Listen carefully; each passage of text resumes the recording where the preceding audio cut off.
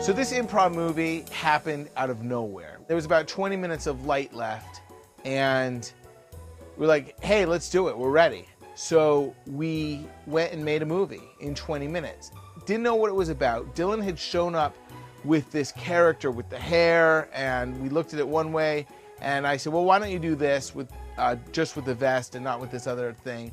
And I was like, do you have any idea who your character is going to be? And he's like, no.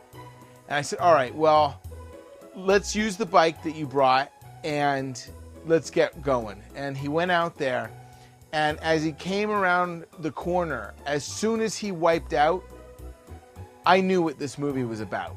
So whenever we started, I had no idea what I was going to do. I had picked my costume out, so I had some semblance of a few different directions I could go with the character. And then once I got on the bike and once I started riding, I was, riding kind of silly, and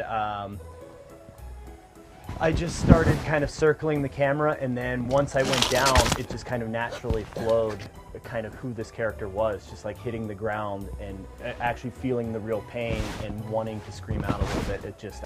Ow! I hurt my wrist! Oh no! My bike is ruined! I was able to use that as my character's motivation for where this scene could go. And from there, I mean, it just naturally flowed out, and it felt good.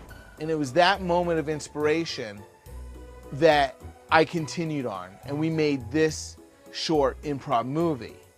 That's exactly what I want to do with all these kind of movies, is take it from the minute that inspires the role of the director.